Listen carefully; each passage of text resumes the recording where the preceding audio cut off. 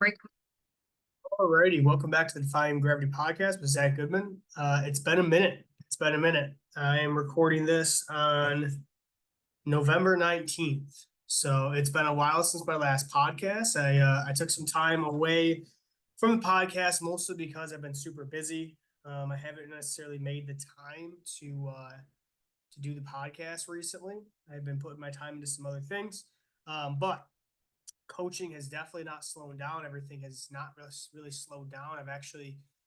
I've picked up a lot of additional things going on. So it's been good though. It's been good. But I am ready to get back. I'm ready to start putting out some podcasts again. I have a lot of things that like I wanted to talk about the last couple months. I've mostly just been on Twitter, like doing my thing on there. But I do want to start putting some podcast episodes out. I've been getting a lot of messages like about the podcast and where I've been at and what are my plans with it. Um, I mean, my plans going forward is to continue to make episodes, and I have some guests and things that I want to get on. That I need to hammer down some times with them. Um, but my goal is to try to get on a podcast at least every couple of weeks, if possible. At the very minimum, like every month, try to put something out. I just right now is a really busy time with fall sports just wrapping up. I got a lot of football players back in, and like we're full go. So, I mean, I'm at the school from like 7 in the morning till 5 at night. So I'm there a lot. And then outside of the school, obviously, I have other things going on. I'm still a person, but today I wanted to talk about some changes I've made to our training. So I thought there's some different things I've been talking about on Twitter that I haven't put on the podcast in a while, just because it's been I don't even know, like maybe June or something since I put out a podcast. So there was 5 things I wanted to talk about here today, and try to keep them brief and to the point. So the first change that I've made to our training, to my athletes training, is we have moved completely over our box squats moved completely over to a foam topper now. And so there's a few reasons why I've done this. So I made a video probably some point last year about why we still stick with a hard box versus the foam. And so I still kind of have that stance as far as I think the hard box is a better stimulus, but there's a couple things that are important to note here. Okay. The first thing the foam pads are allowing me to do, because before the way that we used our box squats is that we used differing heights depending on the different heights of the athletes to make sure everybody was getting a specific box height essentially. So I didn't want it to be too high for my shorter kids or way too low for my taller kids. So the foam pads have basically allowed me to have a universal setup, right? So what we're using is we're using a 12-inch box, the same box we've always used. I bought uh I bought 6-inch foam pads, the super soft ones that are on Amazon. They're like basically couch cushions. They're very soft. When you sit down, you sink all the way to the bottom, like you sink through them. Maybe an inch or 2 inches above that. But anyways, it's allowed me to really be able to just be universally across the board with so many athletes in there, especially after school when I have freaking 50, 60 middle school kids in a small weight room because our weight room's not that big. Um, so with all those kids in there at once, it becomes really hard to change plates and things like that. It really was a pain in my butt, like for a while doing that. And while I thought it was effective and it worked, I think this is better. Having just one universal setup, the foam pads, because you're on a 12-inch box, like every kid is getting really good depth. So that was one of the biggest things I was always concerned about. I never wanted to box squat high. If you box squat high, you don't get the transfer.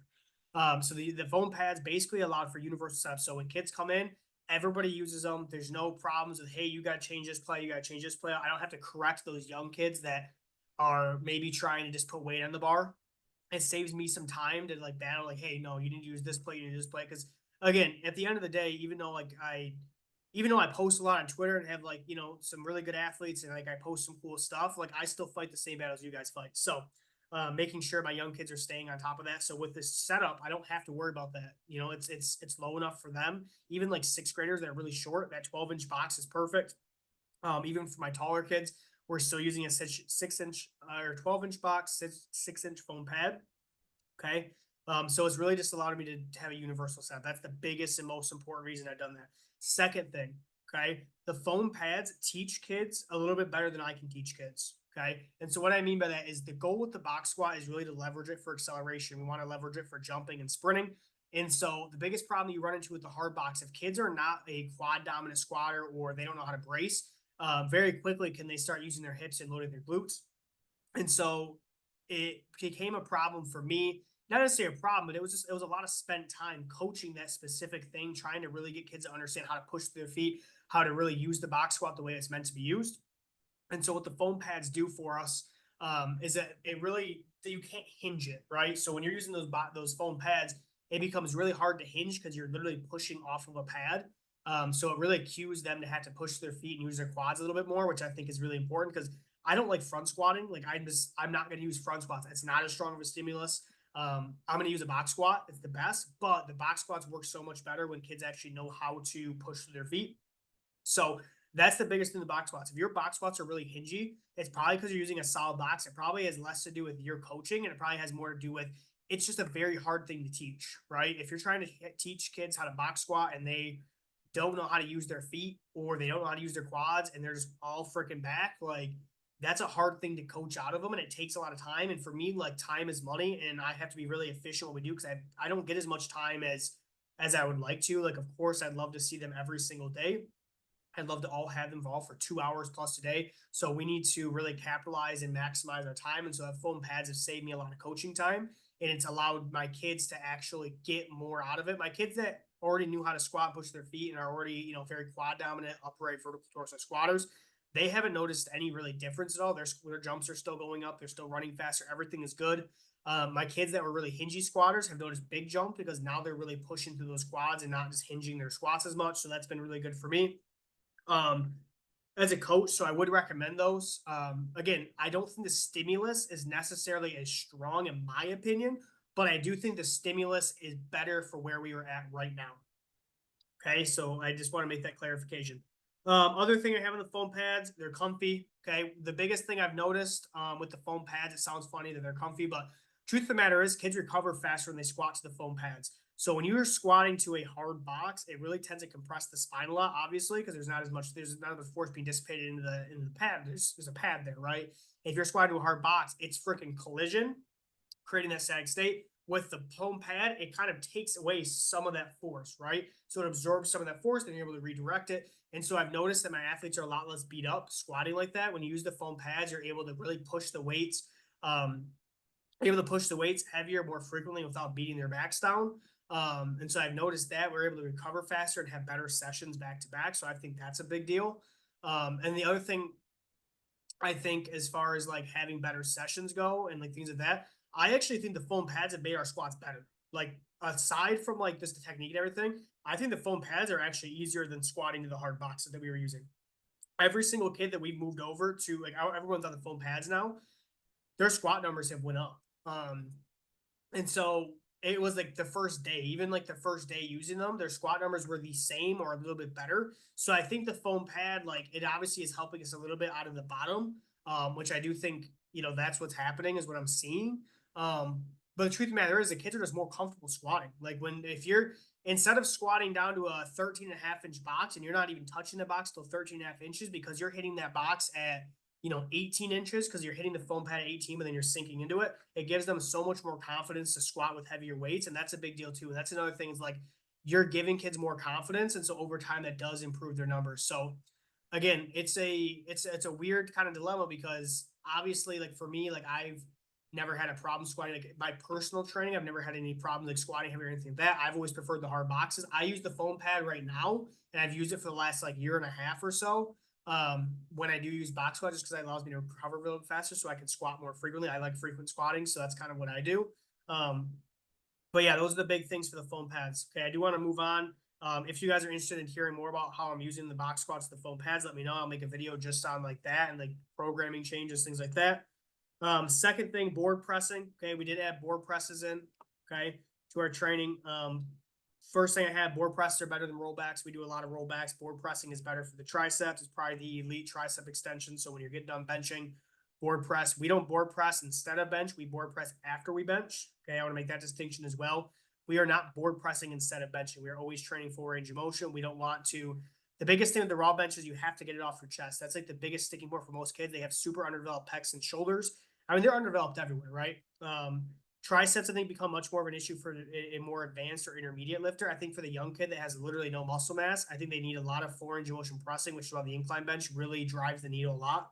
But board pressing is better for the triceps and the rollbacks. You can overload them. It's more stable. I like them better. Fun for the kids. Kids are enjoying it. It's something new that we've done. They're liking it. I like it. You know, it's always fun to rotate new things in and watch them get after it. That's a big deal even for training. As much as the training is science and math, you still have to account for training effort. And you have to really keep in mind that if you can just get a few more percent out of a kid of effort, that's a big deal. More overload, so we can overload the presses a bit. We don't really overload that much because we're really just using the board presses for tricep extensions, but you can overload the triceps in a fatigued state a lot more than you can with rollbacks. Like, of course, you can press more than rollbacks. And then we use the 2 and 3 boards is really what we've been using. I probably really won't touch anything more. I won't touch a 4 or 5 board, even though we have that option. And I really don't think I would ever use a half board. In my opinion, I think the 2 to 3 boards are your sweet spot if you're using it the way I'm using it for the presses, and our bench presses have been going crazy. I'm going to have more middle school kids bench 225 than I ever have before, which is really cool. I'm going to have more middle school kids squat 405 than I've ever had before. And I'm going to have, I think I'm going to have my first sub 8th grader. So I have a 7th grader right now that I think is going to squat in the 300s at below like 150-pound body weight, which is really cool. I'm going to get a video of that when it happens. Incline presses. Okay. My next thing I've changed, incline presses. We're using more 4s than 6s. Seen better progress using a little bit more 4s. I did a podcast with Bidney last year. It wasn't even a year ago, but did a podcast with Bidney, and he said he uses a lot of 4s for the incline. So we started rotating more 4s. I was always someone who really liked using the 5s and 6s. Started dipping down in the 4s a little bit. It does work a little bit better. Obviously, we know that like Bidney's kids, he has some really skinny kids benching some crazy weights because he uses such low rep ranges. He uses a lot more like triples and 4s than he does 5s and 6s, which just tends to let himself better to more hypertrophy, not because of the volume, but because you're getting more stimulating reps. But I do think that that is an important note, and I do think that the 4s do work really good for the incline press. Doesn't mean we're not using 5s and 6s. Just I've really leaned into the 4s a bit more, seen some good progress with that. VBT on the plyo swing. I do want to make a podcast on the plyo swing of everything we're doing with that.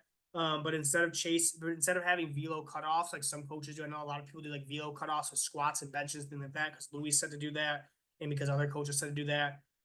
We're actually using the plyo swing like the jump mat does, like the OVR jump device. Okay. So what I'm doing with that is we are waving weights. So I have specific weights based on their squats, just like we do for the dumbbell jumps. And so what I'm doing is I'm attaching a VBT unit to that. And what they're doing is they're trying to jump at the max speed they can get. So we'll do like triples. Triples or 5s work really good because they're able to get that elastic energy and really hit those really high speeds because they're rebounding, right? So what we're able to do is I'm giving them like a set of 3 or a set of 5, and they're going to jump those 5 and try to just hit at the fastest speed they can hit. And so like today I had a kid that hit 2.2 meters per second average velo, not his max V. His average velo is 2.2 meters per second on the plyo swing with his week 2 weights, which is really, really good. So like kids are starting to hit some really, really fast speeds in that plyo swing because they're using that VBT attached to it. So again, that's when we're chasing that max velocity. We're just trying to accelerate loads, just like the jump man, right? When you're setting PRs with dumbbell jumps, all you're doing is just jumping faster. Okay. So like when I jump with, like, say I hit a 30-pound dumbbell jump PR. So say I have the 30s in each hand. I jump 28 when I previously jumped to 27. I'm just jumping faster to basically overcome and defy gravity for a little bit further. Right. And so all the plyo swing is the exact same thing. We're just measuring it in meters per second versus inches. And so that works really good. It works better than like trying to freaking like drill a freaking jump mat in there. It works way better. So if you have a plyo swing, throw VBT on it instead of trying to like measure the actual inches, measure the speed. You're getting the same thing. It's easier, really more consistent. So we've been using that. So instead of cutoffs, we're just chasing max V, and then we just run through waves of those jumps, and then we just try to break that in the velo PR. And so that's worked really good. Vertical test Fridays, my 5th thing I wanted to cover, vertical test Fridays. So previously what I've done is I've jumped and did dumbbell jumps in the same session. Vertical test Fridays, we started scrapping dumbbell jumps. Usually like one Friday every month, we'll scrap dumbbell jumps for the day, and I'll just let kids freaking unload on verticals, and we'll take 8, 12, 15, 20 verticals, and we'll just chase PRs for the entire Friday jumps, and then we'll move on to squat. So that's something else I've changed. Instead of being so structured, being a little looser on those Fridays and saying, hey, let's just go jump a PR. That's been really good. Plus, I've dialed up the dumbbell jumps, so like we're kind of getting the jump volume that we need. And on Fridays, like we always do really well on Fridays. So having those Friday vertical test days have been really, really good for us. So we've seen some big PRs from that. But those are like the big 5 changes I want to cover for today.